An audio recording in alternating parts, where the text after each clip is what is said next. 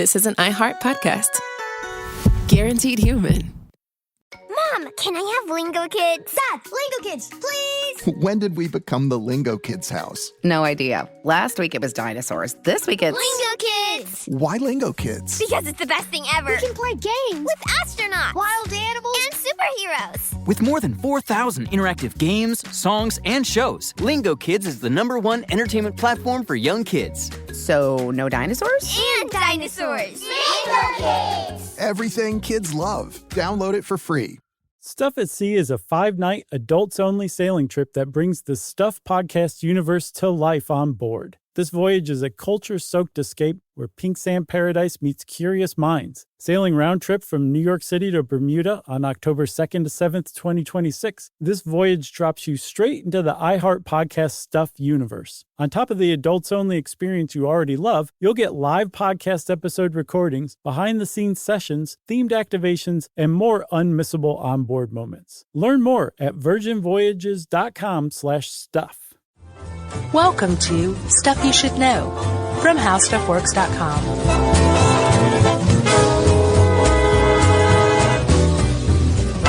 Hey, and welcome to the podcast. I'm Josh Clark. There's Charles W. Chuck Bryant, and there's Jerry. We are up and away. Hey. Our beautiful podcast. You know what I was disappointed to learn today? I've never read it, but Around the World in 80 Days, apparently it wasn't like a balloon race story. I thought it was. Like, there's a balloon on the cover of the VHS cassette tape. Well, the movie changed it, and I looked up today the original Jules Verne book. They said that he entertained the balloon thing, but then kind of disregarded it, saying, like, it's not feasible. So it was like trains and other modes of ships and other modes of transportation. And in the book? Yeah, and apparently the movie version took it and ran with it with a balloon. And even such that a balloon is on the cover of a lot of the books now. So, in the movie, it's balloon-centric. They do it with a balloon. I think, but I haven't seen the movie, so I don't know. I haven't either. But whenever I think of that, in the I book, picture a balloon. Jules Verne is like, this is preposterous. We couldn't just do it in a balloon. I think that's the case. I mean, I just skirted through this research, so I'm sure fans will hold me to the fire for this. Well, I think we should both go see that movie, because I want to see it, too. Go see it? Go to a television and see it. Okay, gotcha. Where it's streaming. Yeah, okay. I was like, I didn't know it was playing. Yeah, it's at all the Cineplexes now. Didn't Owen Wilson remake it too? Somebody did. I accidentally ran across that one, and before I could click, close the tab. I saw Jackie Chan was in it and Steve Coogan. Oh, I love Cougs. Yeah, doesn't mean that it was a good remake. You know what I mean? Agreed. So, hot air balloons. You ever been in one? No. Have you? No, and I never will, ever. In my whole life, I won't. It seems like something that would not be Joshy. No. Josh-esque. No, I think it's one of my great joys in life is looking at pictures of hot air balloons. On the ground. Yeah, I just realized. With your feet sitting on the ground in your chair, your butt in a chair. Yeah.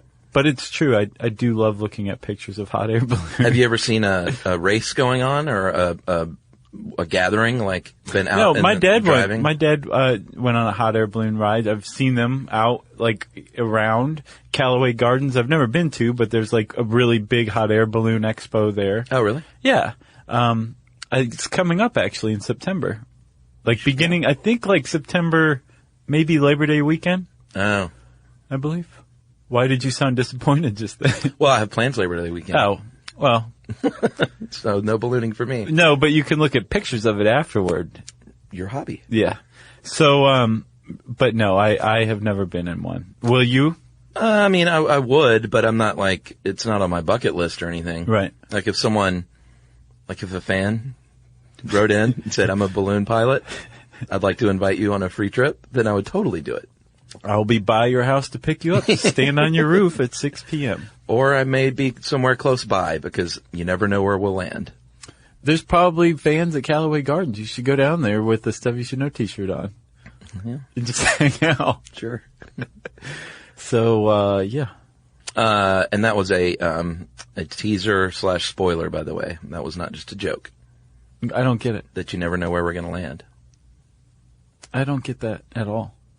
They don't know where they're going to land necessarily. Didn't you read the article?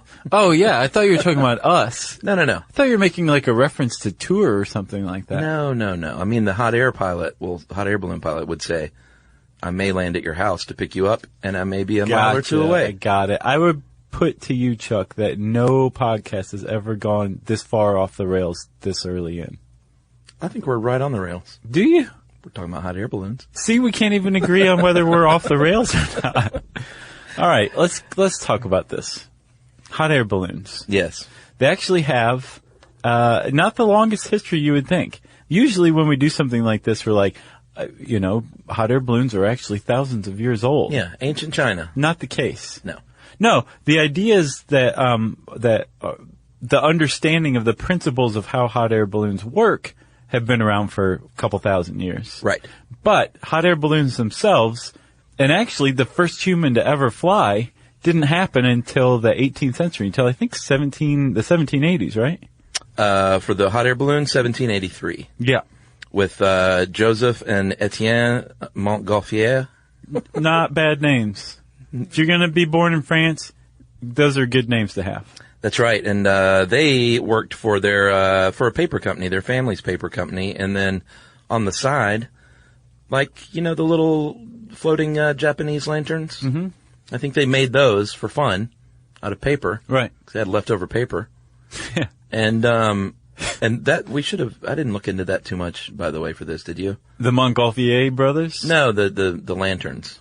No, and I meant to. I always think of, what was that movie about the tsunami? Oh, yeah. There's like a scene in there, isn't there, where they release like a bunch of those? Was the one with Naomi Watts? And yeah. Oh boy, that was a tough movie. I never saw it. You should check that out. Yeah? It was very realistic and tough to get through. Which one should I watch first? That or Around the World in 80 Days? The one I can't think of the name of. Okay. What was it called? It's like the Great Beneath or the Great, the I don't know. I can't remember. It's something like that.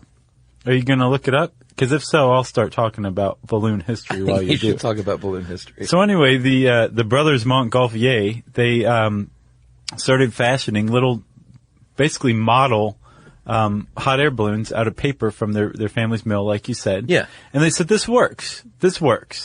Conceivably, if we make a big enough balloon, we could float livestock in the air if we wanted to. Yeah. and they did. They ran a test, and they were so sure of this test that they actually invited the king, Louis the 16th, to come check it out. And they ran a test that involved a sheep, a duck, and a chicken, which they put into a basket attached to a hot air balloon and said, voila! And they probably did say voila. I'll bet they did. And the king went, ho ho. They did, and they actually those weren't random selections of animals. They chose the sheep because it was similar to humans as far as being a land mammal of a certain hair. size. Hair. Sheep is represented with hair. Well, one of the worries was feet. They wouldn't be able to. Ducks have feet. Yeah, they wouldn't be able to breathe up there. Yeah. So that's why they said, well, let's send a mammal up there to see if it survives. Yeah, that was one of the first things hot air balloons proved, was that humans or living things can breathe in the atmosphere. No one knew that before because no one had been into the atmosphere before. That's right. And the duck and the chicken, the rooster, were chosen because they can both fly. So they were the control, but they can both fly at different altitudes. So they didn't just randomly throw 3 farm animals in there. There was a purpose behind each one. I'm sure the sheep is like, what are you two worried about? You're the ones who can fly. Is that a French sheep? Yeah. Okay. Sounded like droopy a little bit. It was a little bit. Droopy it was the dog. From the Burgundy region. That's what they sound like down there. Okay. By the way, The Impossible was the name of that movie. The Great Underneath, The Impossible, virtually the same thing. Agreed. So they floated it up there. In the beginning, they thought that the smoke was what provided lift because they were just silly 18th century goons. And the smoke was the only thing they could see, so they figured it had to be that. Yeah, and they were definitely producing a lot of smoke because they were using like straw, manure, whatever they could get their hands on to fuel these hot air balloons. Yeah, and their balloon was it was a rigid frame. It was a frame made of light wood, and the balloon was cotton or silk, and so it wasn't like the non-rigid balloons that we have today. Yeah, the non-rigid canopies. Need to be more specific. So the Montgolfiers were feted by King Louis XVI. They all ate some lamb's legs together, I would assume. Oh, I bet. And then about their gout. Yes, and then 2 months later, they're like, it's time for human trials, and they put 2 people, not themselves, in a balloon and sent them up. Yeah, the king wanted convicted criminals at first to pilot it because they figured that's just what you do back in those days. Let's just use these criminals for something. Hey, that's what connects this episode with the next one. Convicted criminals. Spoiler. But he was talked out of that and said, no, we should probably get some people that kind of know what they're doing. So they got a major in the infantry named Marquis Francois Delardin. That's not bad. Darland. Yeah. And you do the second one. A physics professor, Pilatre de Rosier. Yeah, very nice. Pilatre de Rosier. Yeah, and de Rosier became not only the first human to pilot a balloon, but he became the first human to die piloting a balloon. Yeah. Not in that flight, though. A couple of decades later he did, right?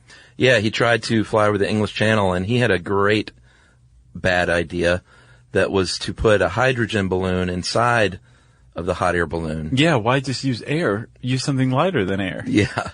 And that didn't work out so well because about 30 minutes into the flight, when you apply fire to a hydrogen balloon, it blew up. Yeah. And he died. Had he been a chemistry professor, this might have never happened. But he was a physics professor. Yeah. So he did die. That's right. But those 2 actually were the first human beings on the planet to fly, as far as we know. That's right. The whole world round in the history of humanity, those 2 did it, the first. Oh, you mean fly? Like you consider that flying? Like yeah. Pre-Wright brothers? Yeah, and the Wright brothers are usually given the title of the first manned powered flight. Yeah, because it's a little bit different than floating. Apparently, they're not even that. Somebody else beat the Wright brothers to it. Of course. That's a whole other podcast, if you ask me. Yeah. But this is the first flight of any sort, as far as anybody knows. Yeah. Although, didn't the ancient Chinese hang glide? I don't know. I feel like they did, and we've talked about it. Maybe.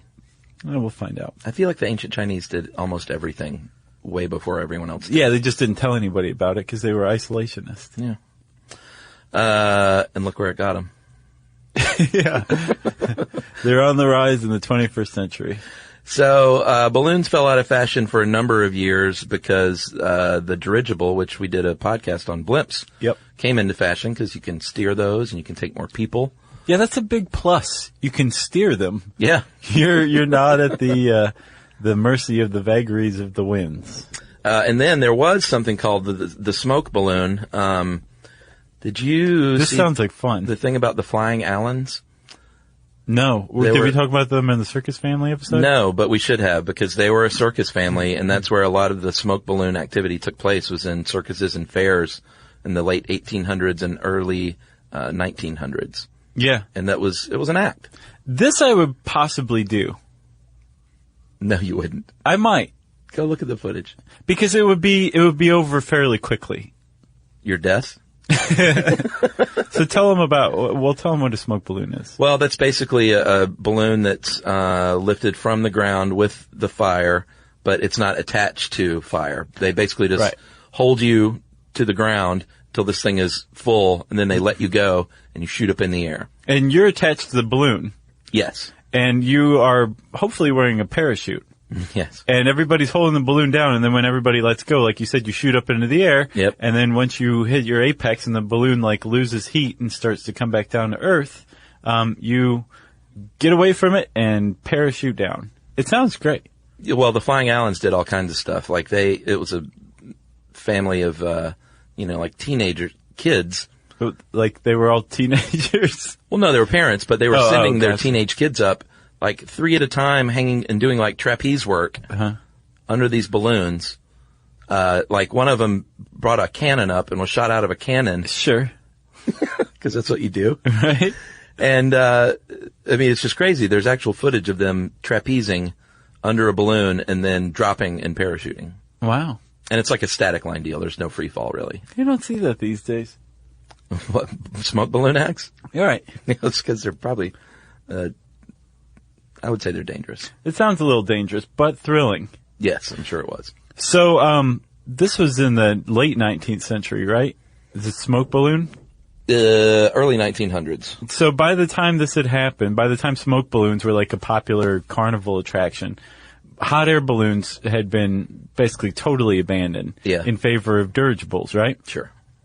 And it wasn't until the 1950s that they started to experience a revival. Apparently, the U.S. military, I think the Navy, the Office of Navy Research to be exact, from what I understand. Yeah. They said, hey, we need to figure out a way to ferry sheep and ducks and chickens from point A to point B, but we don't want to spend a lot of money or put a lot of effort behind it.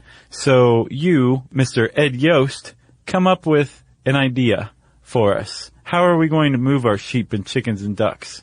Balloons, sir. That's what he said. Yeah, he founded Raven Industries, and they, in the mid-1950s, started designing these hot air balloons for the Navy. And I think he's the one that kind of, I don't know if he patented it literally, but he got on board with that light bulb shape. Well, I think he came up with it because his original designs were spheres, were round, perfectly round balloons. Yeah, no good. But no, we figured out that like the way that the hot air heated up inside the balloon, the top of the balloon would be fully inflated, but the bottom wouldn't be. And that's not good. You want it pretty much uniformly inflated. Yes. So he just got rid of the bottom of the sphere and tapered it in to make what you, like you say, the light bulb design. I'm pretty sure it was him, or at least his company. Yeah, he basically said you don't need this extra material. Right. So what you think of when you think of a hot air balloon is from as recent as the 1960s. That's right. And he started in the 60s selling them after the Navy said, not so interested anymore. And he says, well, I think they're civilian applications like fun. They're like, we have no problem with that. Just please stop corresponding with us. That's right. Yeah. So that's it's a bit on history. And when we come back, we will get into how these crazy looking things work right after this.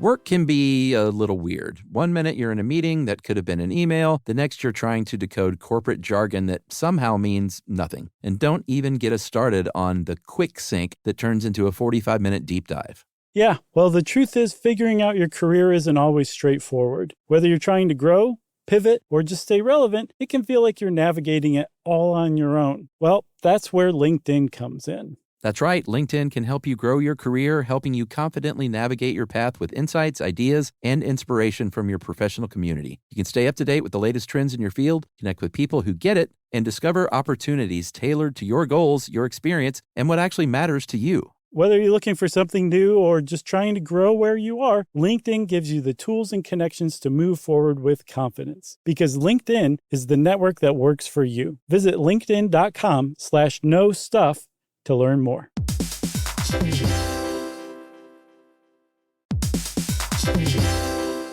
Every parent should know the car ride soundtrack. Are we there yet? How much longer? I'm bored. Well, if you're taking an extensive car ride anywhere and you've downloaded the Lingo Kids app prior to leaving the house, you may experience something strange, right, Chuck? That's right. You may experience silence from the back seat. Your kid may go an entire car ride without asking once if they were there yet. How about that? And by chance of miracle, they may even ask if you could drive longer. Yeah, that's the magic in Lingo Kids. Over 4,000 interactive games, songs, and shows, including their favorite Disney characters. It turns the longest drives into the easiest ones, and honestly, you won't understand why you didn't download it sooner. That's right. Lingo Kids is the #1 entertainment platform for young kids, and it's free to download. Or go Plus with the Lingo Kids subscription and unlock even more content your kids won't be able to get enough of. You can save up to 60% on the yearly plan. Just search Lingo Kids in the App Store or Google Play. Lingo Kids, everything kids love.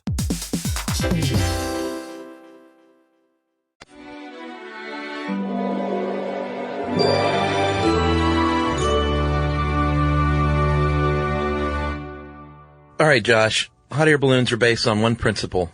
And even though this article has 4 pages of incomprehensible science. It's like, seriously, we were saying earlier, it's like it's describing alchemy. Yeah. Like, it unnecessarily. It's magic. It doesn't make sense. And we will get into the science more, but very simply, hot air is lighter than cool air because it has less mass. Right. And so hot air rises. You've all heard that. It's going to be hotter at your ceiling in your bedroom than it is at the floor. If you're trying to cool off, do not stand on a chair and put your face toward the ceiling. No. And that's also why you reverse your ceiling fans in the winter to bring that hot air back down. That's exactly right, Chuck. But a cubic foot of air weighs about 28 grams, which is about an ounce. And if you heat that by 100 degrees Fahrenheit, it's going to weigh 7 grams less. So essentially, each foot of that cubic air in a hot air balloon lifts about 7 grams, which is not much. No, it's not. And that's why they're so huge to carry just that little basket with 2 or 3 people in it. Yeah, because if you can capture enough air and heat it all by 100 degrees, each cubic centimeter will lift its own 7 grams, and all those cubic centimeters put together will lift a lot of weight. So, for example, if you have 65,000 cubic feet of hot air, you can lift 1,000 pounds. That's pretty great. Like you said, that's why those balloon envelopes is what they're called, are so big, right? So like you said, we'll talk a little more about the science in a minute, but let's talk about the parts of the balloon, right? Parts is parts. I just gave away the name of the balloon itself. The envelope. The envelope. Yes. The most beautiful part of the balloon. Because wicker's ugly, frankly. But the balloon itself is gorgeous. You're not into wicker? Not really, no. I would figure with your macrame obsession, you would be way into wicker. I'm obsessed with macrame because it's horrid. You know what I mean? But wicker isn't horrid enough. It's too pedestrian to be horrid. Ooh. You know what I mean? Boy, the Wicker Association is gonna... I'm sorry. I know they've got a very strong lobby, but I'm not afraid of them. They're gonna put a wicker foot up your butt. Sarah. Ouch. Exactly. Ow. Yes, the envelope is made up of nylon triangles called gores. Yep. A bunch of them, and those gores are even made up of smaller parts sewn together. Panels, if you will. Yeah, like the strip. You know how like a balloon has lines usually going down it? Yeah.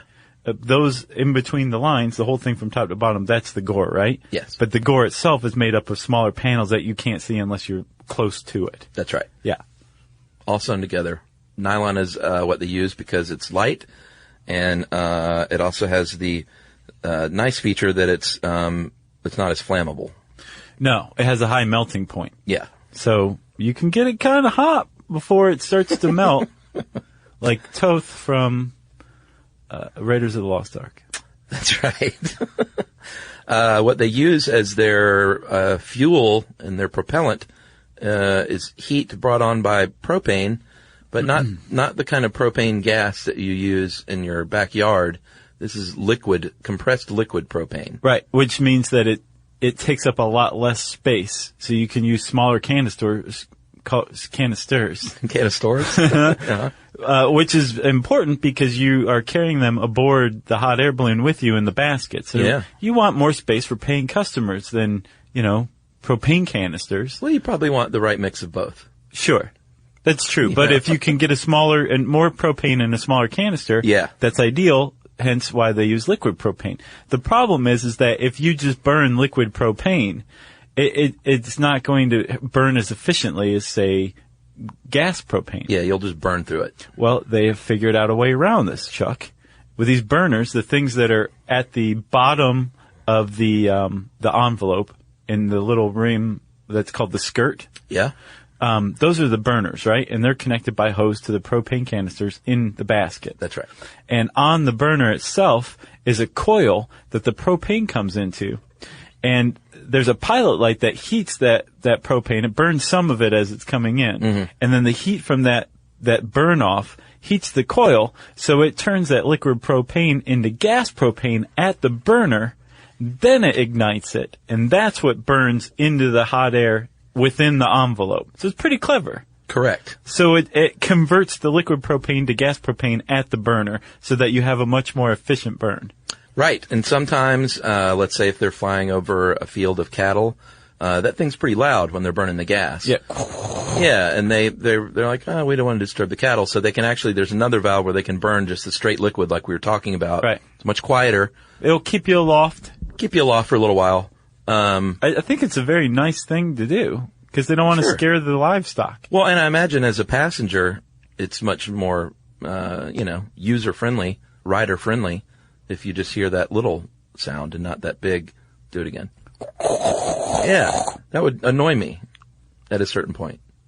I don't think it would annoy me. If you're having a nice conversation. Oh, man. Right. And the pilot's like, sorry, I'm just trying to keep us alive. Do you want to float or not? Right.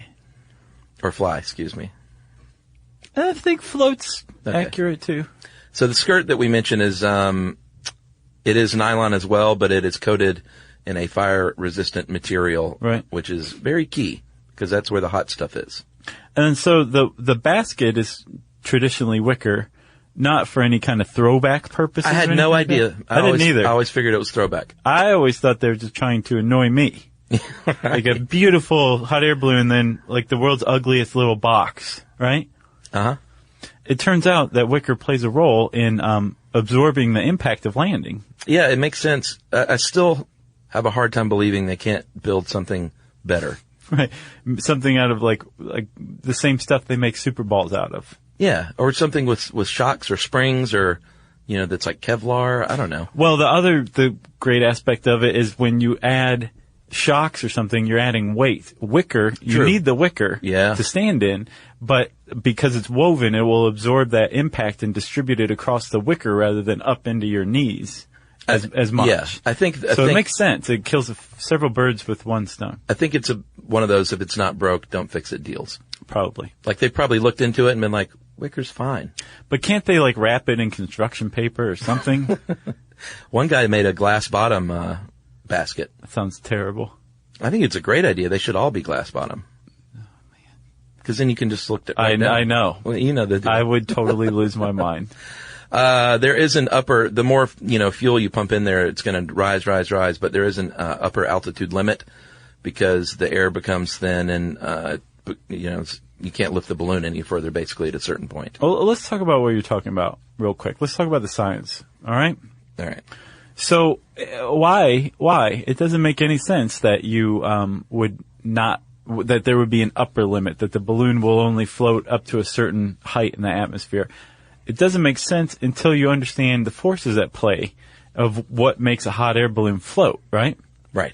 It's actually pretty simple. I would advise you strongly that if you want to understand this, don't read the article. Don't read this article. Go find it elsewhere on the internet. Yeah, just listen to us. Yeah, okay. Well, we're trying, I guess, is what I'm saying. But the hot air balloon floats because of the principle of buoyancy or the buoyancy effect. Yes. Right? And buoyancy is an upward force that counteracts gravity, right? That's right. So, at sea level, gravity is at its strongest. Buoyancy is apparently at its weakest, right? Okay. I believe. Maybe it's at its strongest. I just threw that in and I could be wrong. So I'm going to back off of that part. But I do know that gravity's at its strongest at sea level. Uh-huh. At least as far until you get into the water, and then it gets stronger and stronger. At least until someone emails us and tells us otherwise. Right.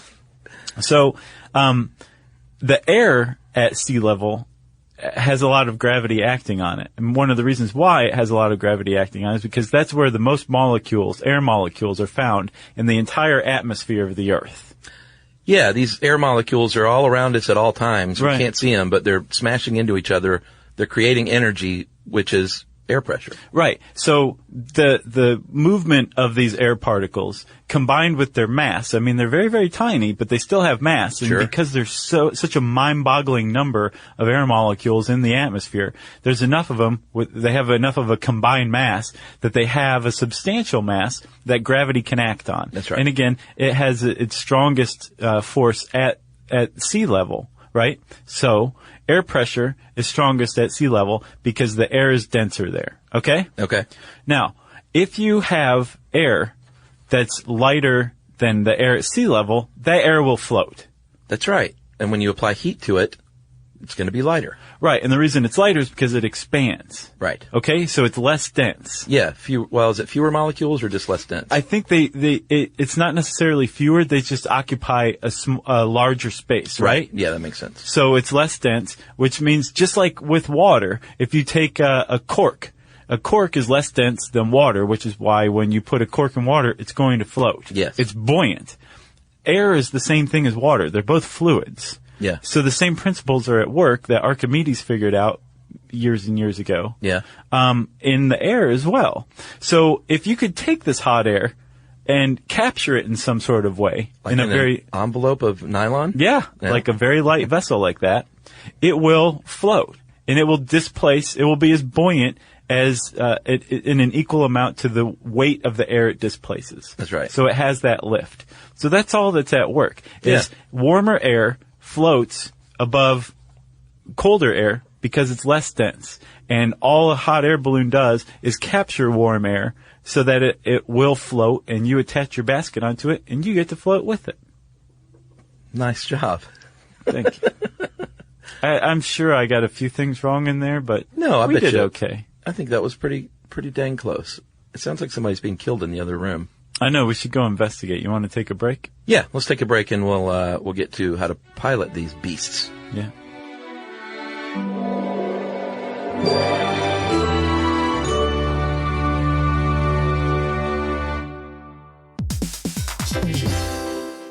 Work can be a little weird. One minute you're in a meeting that could have been an email. The next you're trying to decode corporate jargon that somehow means nothing. And don't even get us started on the quick sync that turns into a 45-minute deep dive. Yeah, well, the truth is figuring out your career isn't always straightforward. Whether you're trying to grow, pivot, or just stay relevant, it can feel like you're navigating it all on your own. Well, that's where LinkedIn comes in. That's right. LinkedIn can help you grow your career, helping you confidently navigate your path with insights, ideas, and inspiration from your professional community. You can stay up to date with the latest trends in your field, connect with people who get it, and discover opportunities tailored to your goals, your experience, and what actually matters to you. Whether you're looking for something new or just trying to grow where you are, LinkedIn gives you the tools and connections to move forward with confidence. Because LinkedIn is the network that works for you. Visit linkedin.com/knowstuff to learn more.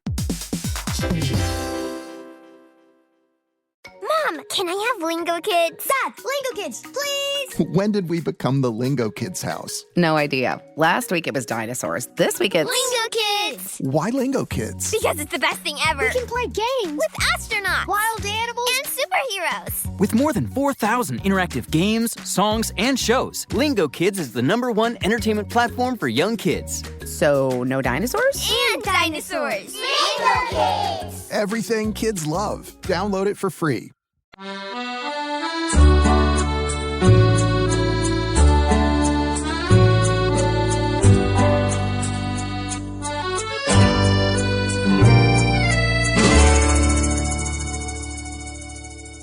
All right, Josh. Nice job on the science. I feel like you're jinxing me every time you compliment me on that. No. I think somebody's going to write in and be like, I'm embarrassed for you how badly you got that wrong. No.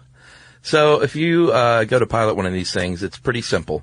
And when I say pretty simple, that is not to remove the amount of admiration I have for these pilots, because it takes skill. Like you and I can't just jump in one. We would kill ourselves. Oh, yeah. And if we piloted one. No, yeah. It takes hundreds of hours to become a good pilot of a hot air balloon. Yeah, it's kind of like when I went to Vancouver, I took that float plane trip with Reggie, the Vancouver pilot. Yeah. And I didn't mean to insult him, but while we were flying, I looked at him and I was like, Reggie, I'm just looking at what you're doing. And I said, I feel like I could do this. Oh. I said, it doesn't look too hard. And he said, it's not. He said, it's flying in great conditions is super easy. He said, it's flying in not great conditions is where you earn your stripes as a pilot. Yeah, yeah. And I was like, oh. Yeah. Because he was just doing some levers and steering a thing and doing pedaling some really foot hard stuff. Yeah. Yeah, pedaling really quick. But I get the same feeling. It's like with a hot air balloon pilot, it's pretty simple at its basis, because all you're doing, literally the only controls you have are to make that thing go up and down. Right. Up by releasing more hot air, down because you have a cord attached to the valve at the top Yeah, it's a parachute valve. Yeah, it releases some of that hot air so you can sink and land. Yeah. And that's it. Yeah, basically there's a circular strip at the very top of the balloon, and when you pull on that cord, it opens it up, it pulls it away a little bit, and by releasing some of that hot air, you're cooling effectively the air inside the envelope so you start to come down. So you got up, then you got down. But Josh. Yes? How do they go left and right? How do they fly horizontally in different directions? It seems like you would just go where the wind takes you. You do. So how do they go in different directions? Well, apparently, so there is wind, and then there's also something called wind aloft, and wind aloft is in the atmosphere. Yeah. And it goes in different directions at different altitudes. There you have it. So if you wanted to go, say, west, you rise up to 1,300 feet. Where the winds blow west. If you want to go around in circles a few times, you go north. Oh, yeah? By going up to 2,800 feet. That's right. So basically, all they're doing is controlling altitude to control horizontal direction based on wind patterns. Yeah, which again, doesn't sound that hard. It still consists of up and down. It's just going up and down to the right places depending on where you want to go. The thing is, this takes a tremendous amount of skill. And experience, I would say, too. Yes, an experience, almost like what you would call probably muscle memory. Yeah. Because it takes about 30 seconds for the balloon to respond either way. Sure. To either the valve or the burner. So you can't say, oh man, that power line's right in front of me. Let me get out of the way. No, and you got to see that coming from a long distance and say, let me get out of the way. Right. It's like steering a cruise ship or something. Did you see that video of the people that they had that very thing happen to them? No, I don't watch those videos. It was I believe in Virginia in 2013 or 14, like they just either didn't see a power line or I don't know what happened, but like the guy tried to pull out like right before and go aloft higher up. Yeah. And they hit the power line and the whole thing just caught fire. Wow. Yeah, which is apparently as far as hot air balloon accidents go, that is a fairly common accident. Yeah, I would imagine sure. Power lines. Probably one of the most awful ways to go, I would imagine. Yeah, I would guess. Because it's slow, you can see it coming. It's not like a car crash. Right. You're like, all right, we're getting closer to your death. Closer to your death. Yeah. Yeah, that would be pretty bad. And of course, I'm not making light of it. That's truly terrible. Sure. So I kind of joked earlier that they don't know quite where they're going to land, and that is true. They have an idea of where they want to land, and they've plotted this out. They're not just willy-nilly up there. But if you'll notice, when you're in a hot air balloon basket, one of the most vital people on your side are the ground team. Yeah, which you have to have. If you're a hot air balloonist, the sum total of the people who are involved in your hot air balloon trip are not in the balloon. No. There are plenty of people following you in a car. That's right, because they're basically following you to where you will eventually be able to land. Yeah, and again, you have an idea possibly of where you want to land, maybe the county or the state that you want to land in, but it's probably doesn't go too much further than that. Yeah. I guess a safe pilot, well, number one, there's some conditions that you want to look for when you're piloting. For example, like before you go up, you want to have contacted a weather service. Sure. To find out which way the wind's blowing. At least look at your smartphone weather app. I'm sure that there's probably hot air balloon apps for that kind of thing. Yeah, they give you a little more advanced wind detail. Right. You also don't want a thunderstorm within 100 miles. No. Lightning is terrible for hot air balloons. And hot air ballooning in the rain is dangerous and no fun anyway. Yes, it is. So, if you're a normal pilot, you're probably only going to want to fly in ideal conditions, right? Like a nice day with just a little bit of wind. Yeah, you don't want too strong a wind either. Yeah, and you don't want the winds aloft to be high. No. Because even on the ground, the wind can be fine, but up in the atmosphere, they might be going like crazy. So you want to know all this stuff before you take off.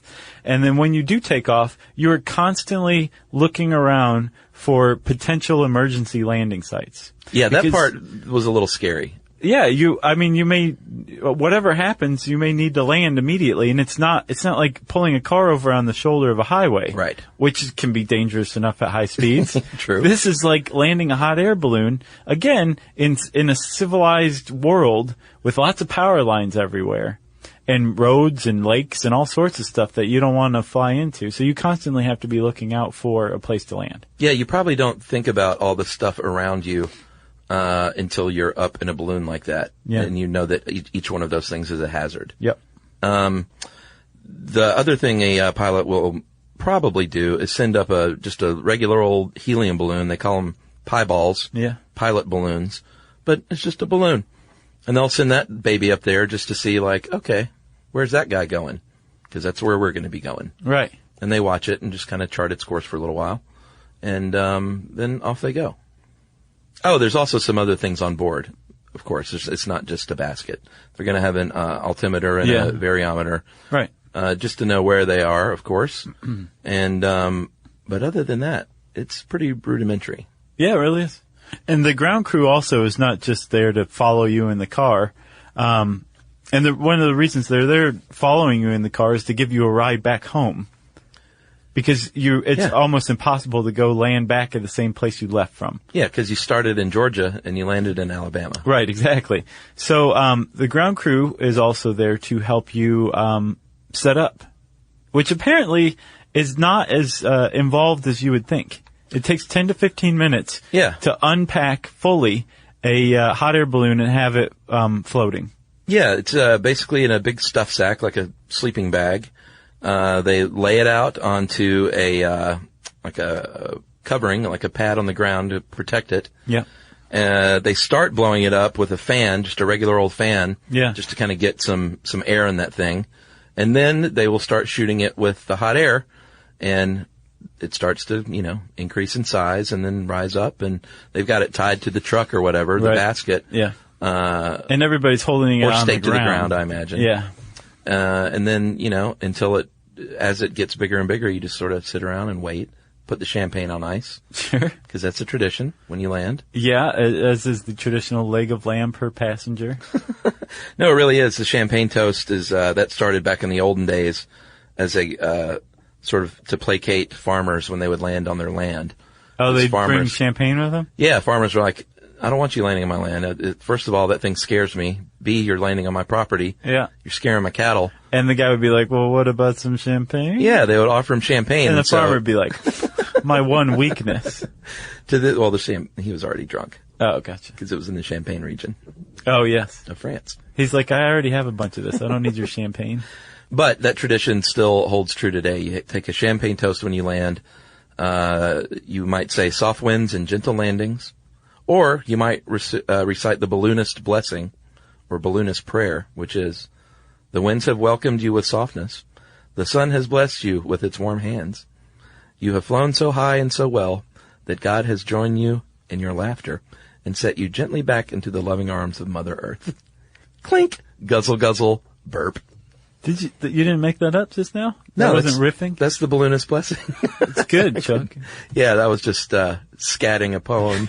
Not bad. You land, you drink the champagne, and then you're done. You go about your day. Everybody packs up, and yeah. Yeah, packing up takes a little you're longer. the paying customer, so you're just like, see you later. Yeah, but everybody else has to pack up. Yeah, right. Like I said, packing up takes a little longer, but it's not too different than packing a parachute or a sleeping bag or something. No, it's like you said, it's like a stuff sack, just packing it back in there. That's right. And an experienced pilot, it's not the easiest thing to land these smoothly. You're going to bump, and you might land a little too hard. But if you're an experienced pilot, you're going to bring it in nice and smooth. Yep. Bump a little bit, give everyone a good ooh. And then the champagne comes out. And apparently the big draw of hot air ballooning is that it's a very serene experience. I just kept running into that word over and over again. Everybody was like, dude, you're it's the floating most through the air. serene and peaceful experience ever. I think it'd be amazing. I mean, it sounds nice aside from just the height part. Oh, sure. I get why you don't want to do it. Yeah. I would never expect that. So, is it safe? To do? Yes. I don't have any stats on deaths. I've got some stats. From what I saw, it is, relatively speaking, a safe thing to do. There have been what seemed like an upticks in balloon accidents. Yeah. It's possible that reporting has increased or media coverage has increased, but over the last few years, there have been some very high-profile accidents. Apparently, as of 2014, between 1964 and 2014, there were 775 balloon accidents in the U.S. Whoa. With 70 fatalities. And 16 people died ballooning from 2002 to 2012. So it does seem like there's an uptick in it somehow. 16 people over 10 years, though. Right, but 70 over, I guess that's about right. I guess that is average now that I say it. But, there were some high profile ones. The worst ever was in, Egypt, actually.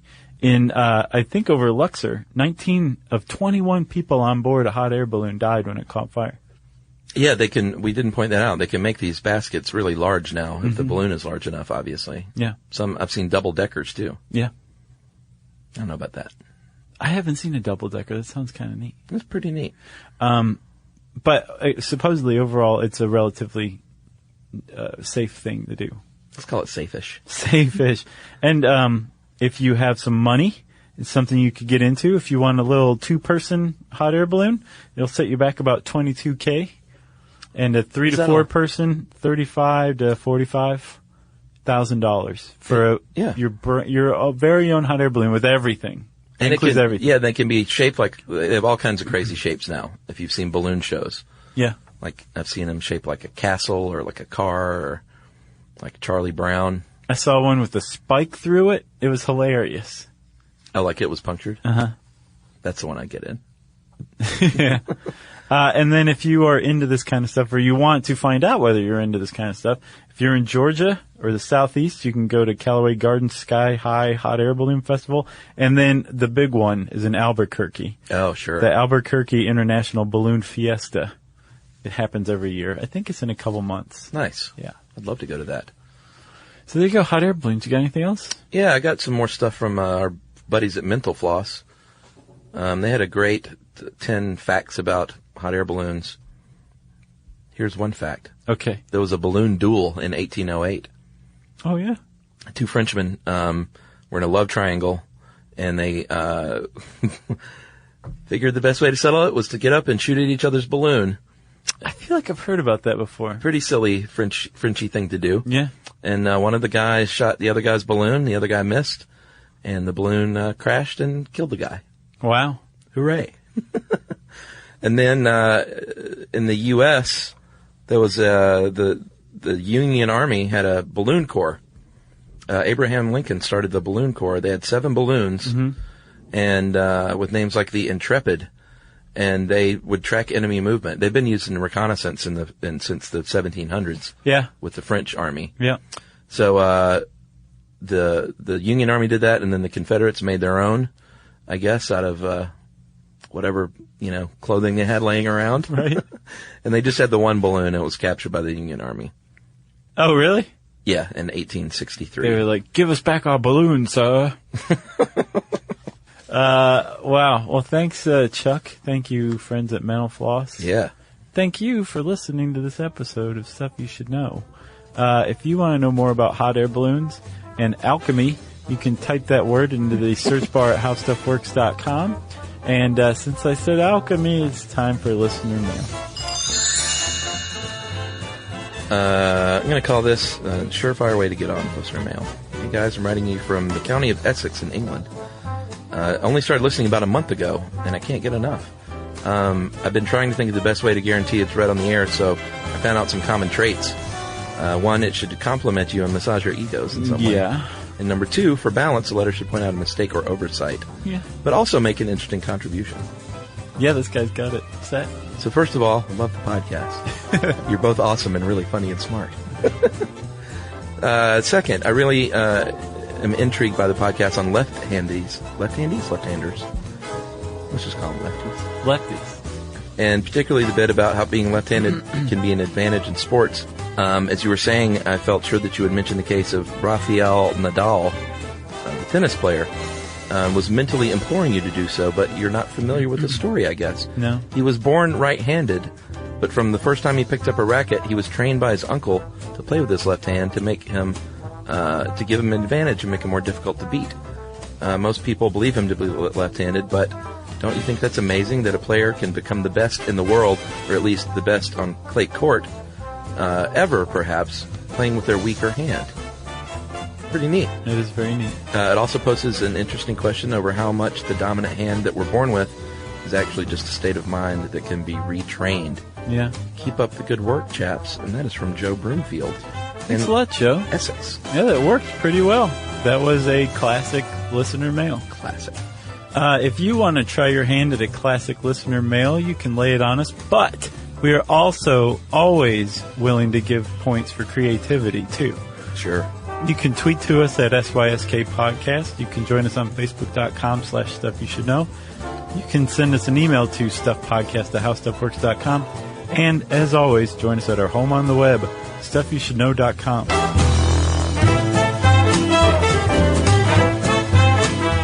For more on this and thousands of other topics, visit HowStuffWorks.com.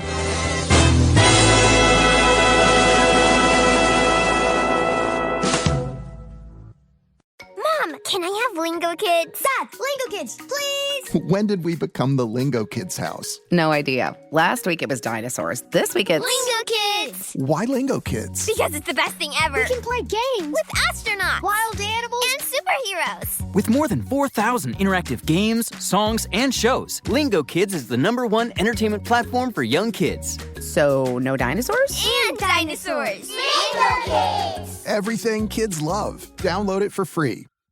Introducing the all-new Mazda CX-5, featuring more connection. Hey Google, where's the nearest Pilates class? Safety that has your back. More discovery on the scenic routes. More passion in the details. And more control in changing weather. The all-new Mazda CX-5. More to move every side of you. See it in 5 films at MazdaUSA.com/5sides. Google is a trademark of Google LLC. Sequences shortened and simulated. This is an iHeart podcast. Guaranteed human.